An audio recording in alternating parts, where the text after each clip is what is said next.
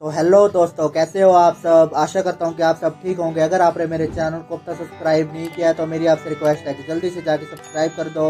तो आज हम am I actually the strongest का थर्ड एपिसोड देखेंगे। तो चलिए बिना देरी करे हुए शुरू करते हैं। एपिसोड की शुरुआत में हम चार्लेट को देखते हैं जो कि अरूटो के रूम में चली जाती है और अरूटो से कहने लगती है कि भैया चलो खेलने चलते हैं। फिर अरूटो चार्लेट से कहने लगता है कि मैंने तुम्हें कितनी बार समझा दिया मेरे रूम को नॉक करके अंदर आया करो। इस पर फिर चार्लेट कहती है कि ठीक है भैया, मैं अगली बार ध्यान रखूंगी। इसके बाद फिर हम देखते हैं कि चार्लेट हरूटो को गले लगा लेती है और हरूटो मन ही मन में सोच रहा होता है कि ये मेरे से पहले कितनी नफरत करती थी, लेकिन अब ये मेरे आगे पीछे घूमती रहती है। इसके बाद हम देखते हैं कि चार्लेट हरूटो के बैरियर मैजिक को देखकर पूरी तरह से शॉक हो जाती है और कहने लगती है कि भैया ये कितना अमेजिंग है। भैया मुझे ये बताओ कि ये एंशिएंट मैजिक है क्या।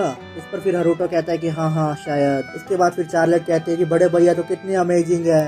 फिर हरूटो कहने लगता है कि मैंने डैड को भी बताया था कि मैं एंशिएंट मैजिक के बारे में रिसर्च कर रहा हूँ, लेकिन ये मैजिक बहुत पुराना है, इसलिए मुझे इसके सोर्स को ढूंढने में बहुत दिक्कत आ रही है। फिर चार्लेट कहने लगते हैं कि भैया भैया मुझे इसके बारे में कुछ पता है, चलो मेरे साथ एक बार मैं आपको कुछ दिखाती हूँ। इसके बाद हम देखते हैं कि चार्लेट हरूटो को खींच कर कहीं ले जाने लगती है और वो उसको अपने महल की लाइब्रेरी में ले जाती है। लाइब्रेरी को देखकर हरूटो के चेहरे के तो बिल्कुल होश उड़ जाते हैं और वो कहने लगता है कि इस घर में लाइब्रेरी भी थी। इसके बाद हम देखते हैं कि चार्लेट वहाँ से बहुत सारी बुक्स लेकर हरूटो के पास आ जाती है।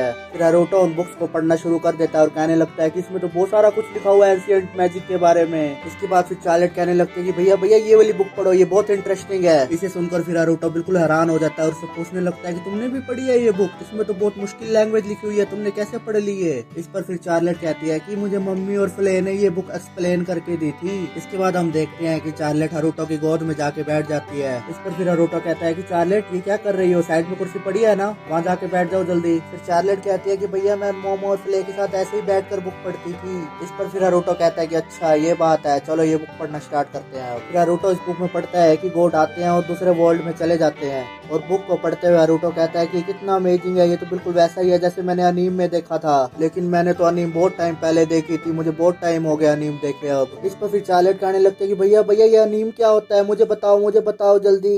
इस पर फिर हरूटो कहता है कि चार्लेट तुम अभी बच्ची हो, तुम इसे अभी नहीं समझ पाओगी। फिर चार्लेट कहने लगते हैं कि भैया भैया नहीं, मैं अब बड़ी हो गई हूँ, मुझे बताओ ना जल्दी।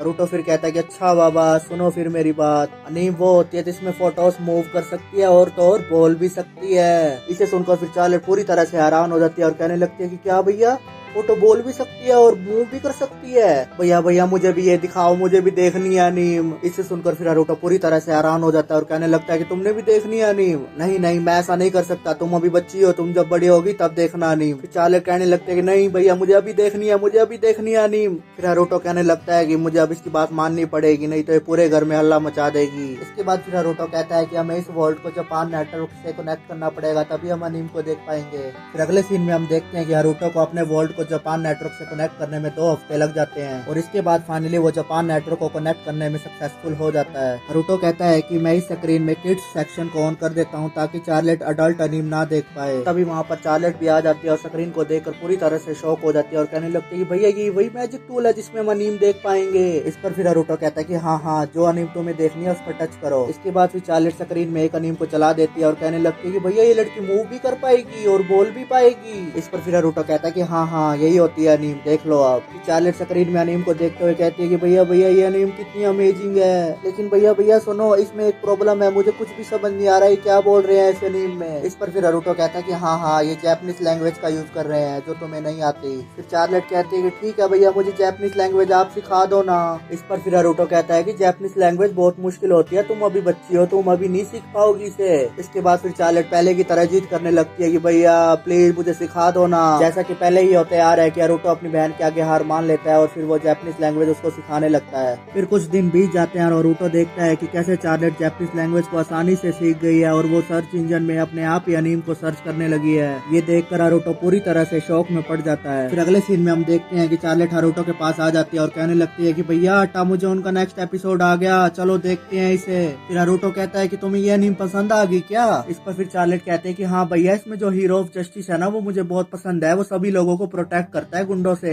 फिर नारुतो मन ही मन में सोचने लगता है कि कैसे चार्लेट हर चीज को इतनी जल्दी सीख गई है। वो अपने आप ही अनीम को सर्च करने लगी है और तो और वो इतनी आसानी से जापानीज लैंग्वेज को भी सीख गई है। चार्लेट कितनी जीनियस लड़की है, लेकिन चार्लेट हर टाइम अनीम ही देखने लगी है। मैं उसे हर टाइम अनीम नहीं देखने दे सकता। इतनी छोटी उम्र में अनीम का एडिक्शन होना उसके लिए सही नहीं है। बड़े भाई होने के नाते मुझे उसे ऐसे करने से रोकना चाहिए। फिर नारुतो चार्लेट से कहने लगता है कि चार्लेट, तुम पूरा दिन अनीम देखने लगी हो, अब आगे से तुम एक दिन में 3 घंटे ही अनीम देखोगी। इसे सुनकर फिर चार्लेट के चेहरे के तो पूरी तरह से होश उड़ जाते हैं। फिर चार्लेट नारुतो से पूछने लगती है कि भैया आप ऐसा क्यों कह रहे हो। फिर नारुतो कहता है कि ज्यादा अनीम देखना तुम्हारी चाइल्ड बॉडी के लिए सही नहीं है। इस पर फिर चार्लेट कहने लगते हैं कि भैया मैं तो बिल्कुल हेल्दी हूँ। फिर नारुतो कहता है कि तुम अब चुप हो जाओ, जो मैंने कह दिया वो कह दिया, चलो यहाँ से डिनर का टाइम हो गया। हम देखते हैं कि इससे चार्लेट बिल्कुल मायूस हो जाती है। फिर अगले सीन में हम देखते हैं कि नारुतो और उसकी फैमिली एक साथ डिनर करने के लिए बैठे होते हैं। वहाँ पर चार्लेट को इतना मायूस देखकर उसकी मोम उससे पूछने लगती है कि चार्लेट क्या हुआ तुम्हें, तुम इतना दुखी क्यों बैठी हो। फिर उसके डैड नारुतो से पूछते हैं कि तुम दोनों एक साथ रहने लग गए हो, तुम दोनों पूरा दिन क्या करते रहते हो। फिर चार्लेट बोलने लगती है कि डैड हम एंशिएंट मैजिक के बारे में रिसर्च कर रहे हैं। इस पर फिर उसकी मोम कहती है कि अरे वाह, तुम नारुतो की असिस्टेंट बन गई हो, लेकिन ज्यादा मत डूब जाना इसमें, समझी। फिर अगले सीन में हम देखते हैं कि चार्लेट नारुतो का पीछा करने लगती है। फिर नारुतो कहता है कि तुम बेशक मेरा पीछा करती रहो, मैं तुम्हें अनीम नहीं देखने दूंगा, चलो जाओ यहाँ से, जल्दी से नहा कर सो जाओ। फिर चार्लेट कहती है कि ठीक है भैया।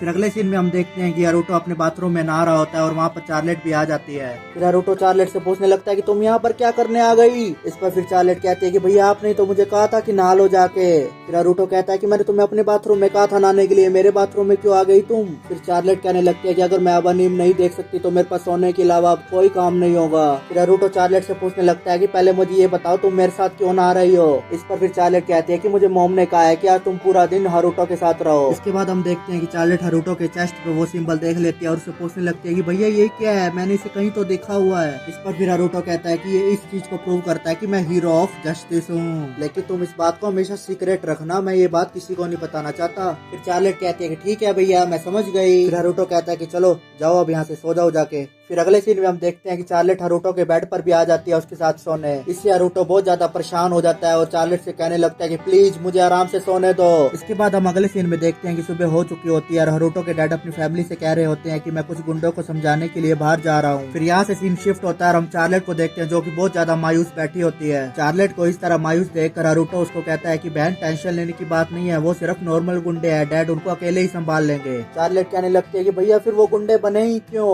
इस पर फिर नारुतो कहता है कि वो असल में गुंडे नहीं थे, वो सिर्फ आम लोग थे, उनको हमेशा फोर्स किया जाता था कि वो गरीब ही रहे हमेशा, इसलिए फिर वो आम लोग से गुंडे बन चुके हैं। फिर चार्लेट कहने लगती है कि भैया मैं चाहती हूँ कि तुम उनको जाके समझाओ। इस पर फिर नारुतो कहता है कि हाँ हाँ मैं भी यही सोच रहा था। फिर चार्लेट कहने लगती है कि भैया तुम अपने आप को उस अनीम के हीरो वाले कैरेक्टर में ट्रांसफॉर्म करके वहाँ पे जाओ। इसके बाद हम देखते हैं कि नारुतो अपने मैजिक से हीरो वाला गेटअप ले लेता है। नारुतो को देखकर फिर चार्लेट कहने लगती है कि भैया आप कितने कूल लग रहे हो, भैया भैया प्लीज मुझे भी अपने साथ ले चलो। इस पर फिर नारुतो कहता है कि नहीं ये बिल्कुल डेंजरस है। फिर अगले सीन में हम देखते हैं कि नारुतो अपना ये हीरो वाला गेटअप लेके उन गुंडों के पास चला जाता है और उनकी धुलाई कर देता है। तभी वहाँ पर नारुतो के डैड अपनी सोल्जर्स के साथ वहाँ पर आ जाते हैं। अपने डैड को देखकर नारुतो पूरी तरह से शॉक हो जाता है और कहने लगता है कि अब मैं क्या करूँ, डैड आ गए। फिर नारुतो के डैड उससे कहते हैं कि मेरा नाम गोर्डो है, तुम बताओ तुम कहाँ से आए और तुम्हारा नाम क्या है। फिर नारुतो अपना नाम बताने लगता है कि अचानक चुप हो जाता है, सोचने लगता है कि मैं अपना नाम कैसे बता सकता हूँ, मैं तो यहाँ हीरो के गेटअप में आया हूँ। फिर नारुतो के डैड गोर्डो उससे पूछने लगते हैं कि तुम वही हो क्या जिसने मेरी वाइफ और मेरी बच्ची की जान बचाई थी। इस पर फिर नारुतो कहता है कि हाँ कुछ ऐसा ही समझ लो। फिर गोर्डो कहते हैं कि आखिरकार तुम्हारा मकसद क्या है। फिर वो हीरो के गेटअप वाला नारुतो कहने लगता है कि मैं जस्टिस इन्फोर्सर हूँ, मैं हमेशा जस्टिस को प्रोटेक्ट करता हूँ और लोगों को इसके बारे में बताता हूँ। ये कहते ही नारुतो वहाँ से उड़कर चला जाता है और वहाँ पर खड़े नारुतो के डैड पूरी तरह से कंफ्यूज हो चुके होते हैं कि ये कौन था आखिरकार। फिर अगले सीन में हम देखते हैं कि नारुतो ने जो अपना पुतला बनाया था वो फाइनली बोलने लगता है। नारुतो फिर अपने कॉपी वाले पुतले को देखते हुए कहता है कि फाइनली ये कंप्लीट हो गया। इसके बाद हम देखते हैं कि वो कॉपी वाला नारुतो अपना इंट्रोडक्शन देने लगता है और कहता है कि मेरा नाम नारुतो है, मेरे को यहाँ पे 10 साल हो गए हैं। हम देखते हैं कि वहाँ पर चार्लेट भी होती है और वो नींद से उठ जाती है और अपने सामने दो नारुतो को देखकर वो पूरी तरह से शॉक हो जाती है। और कहती है कि दो हरूटो भैया ये कैसे हो सकता है, मेरे वाला हरूटो भैया कौन सा है। फिर इसके बाद हरूटो और उसकी कॉपी दोनों एक साथ बोलते हैं हम में से कोई नहीं है तुम्हारा। फिर यहाँ से सीन शिफ्ट होता है और हम कुछ लोगों को देखते हैं जो कि हरूटो के घर पर आए होते हैं। उनमें से एक लड़का कहता है कि यहाँ पर कितनी धूल है, मैं ये कहाँ पर आ गया। फिर उसके साथ आई एक लड़की कहती है कि ये तुम कैसा बिहेव कर रहे हो, तुम्ही ने तो जिद की थी यहाँ पर आने के लिए। इसके बाद फिर गोल्डो कहने लगते हैं कि प्रिंसेस मरीने और प्रिंस लुइस का हमारे घर पर स्वागत है। हम देखते हैं कि ये लड़का और कोई नहीं बल्कि वहाँ का प्रिंस लुइस होता है और ये लड़की वहाँ की प्रिंसेस मरीने है। प्रिंस और प्रिंसेस को देखकर हरूटो मन ही मन में सोचता है कि क्या ये मेरे सगे भाई बहन है। इसके बाद फिर प्रिंस कहता है कि क्या हम पूरा दिन यहीं पर खड़े रहेंगे, ये कैसा बिहेव कर रहे हो तुम मेरे साथ, मैं यहाँ का प्रिंस हूँ और होने वाला किंग भी। इस पर फिर गोल्डो कहते हैं कि प्लीज हमें माफ कर दीजिए। फिर प्रिंसेस मरीने कहने लगती है कि लुइस अब बहुत हो गया, तुम अपनी लिमिट क्रॉस कर रहे हो। फिर प्रिंस कहता है कि ये मेरी बड़ी बहन ना बन। प्रिंस का ये बिहेवियर देखकर हरूटो कहता है कि कितना स्टूपिड प्रिंस है ये। फिर हरूटो को देखते हुए प्रिंस कहता है कि ये वही है ना जिसका लेवल 2 है और जिसे अनाथ आश्रम से गोद लिया गया है। चलो मैं खुद पर्सनली तुम्हें कुछ मैनर सिखाता हूँ, चलो मैदान में तलवारबाजी करते हैं दोनों। इसके बाद फिर हम देखते हैं कि हरूटो और वो प्रिंस एक मैदान में आ जाते हैं तलवारबाजी करने के लिए। फिर वहाँ पर हरूटो मन ही मन में सोचने लगता है कि ये मैं कहाँ फंस गया। हरूटो को देखते हुए प्रिंस कहता है कि डरो मत, मैं तुम्हें ज्यादा नहीं मारूंगा। इसके बाद हम देखते हैं कि हरूटो प्रिंस का माना लेवल चेक करने लगता है। वो देखता है कि प्रिंस का माना लेवल 40 में से 9 है। प्रिंस का माना लेवल देखते हुए हरूटो कहता है कि मैंने सुना है कि इस दुनिया में सबसे ज्यादा माना लेवल 77 है। इसके बाद हम देखते हैं कि प्रिंस हरूटो पर हमला करने के लिए आगे बढ़ने लगता है। इससे फिर हरूटो अपने आप को बैरियर मैजिक से कवर कर लेता है। इसके बाद फिर वो प्रिंस हरूटो के ऊपर लगातार तलवार से हमला कर देता है और हरूटो झूठ मूठ का चिल्ला रहा होता है कि मुझे बचाओ मुझे बचाओ। फिर प्रिंस हरूटो से कहने लगता है कि अगर तुम्हें हिम्मत है तो मुझ पर वापस से हमला करो। इस पर फिर हरूटो कहता है कि अच्छा तुम यही चाहते हो तो लो। फिर हम देखते हैं कि हरूटो बिल्कुल जोर से पीछे से हमला कर देता है प्रिंस के ऊपर और उसे नीचे गिरा देता है। इसके बाद फिर प्रिंस दोबारा से खड़ा होता है और कहता है कि तुम्हारी इतनी हिम्मत, लेकिन वो अपने आप को हरूटो से नहीं बचा पाता और हरूटो उसके ऊपर दोबारा से हमला कर देता है। इसके बाद हम देखते हैं कि वो प्रिंस अपने मैजिक से आग के गोले बना के हरूटो के ऊपर फेंकने लगता है, लेकिन हरूटो के ऊपर तो बैरियर मैजिक लगा होता है, इससे उसको कुछ नहीं फर्क पड़ता। इसके बाद फिर प्रिंस लगातार आग के गोले बनाकर हरूटो के ऊपर फेंकने लगता है और वो ये देख के बिल्कुल हैरान हो जाता है कि आग के गोलों से हरूटो को कुछ फर्क नहीं पड़ रहा। फिर वो हरूटो से कहने लगता है कि तुम्हारा लेवल तो 2 है, तुम ऐसे एडवांस मैजिक को कैसे यूज कर पा रहे हो। फिर हरूटो कहता है कि जितने भी आग के गोले तुमने मेरे पे फेंके हैं मैं उसको एक में कन्वर्ट करके तुम पर फेंकता हूँ। हम देखते हैं कि हरूटो एक बड़ा सा आग का गोला बना लेता है, जिसे देखकर फिर प्रिंस अपने आप को सरेंडर कर देता है। फिर हरूटो कहता है कि फाइनली ये खत्म हो गया, मैं अपने कमरे में जाता हूँ और थोड़ा रिलैक्स करता हूँ। इसके बाद हम देखते हैं कि प्रिंसेस मरीने हरूटो के पास आ जाती है और कहने लगते हैं कि मेरे भाई के बिहेवियर के लिए मैं तुमसे माफी चाहती हूँ। इस पर फिर हरूटो कहता है कि नहीं, तुम्हें माफी मांगने की जरूरत नहीं है। तो यहीं पर हमारा ये एपिसोड खत्म हो जाता है। अगर आपको ये वीडियो अच्छी लगी हो तो मुझे सपोर्ट करें और मेरे चैनल को सब्सक्राइब करके जरूर जाएं। तो अब हम फिर मिलेंगे अगले एपिसोड के साथ। Thank you.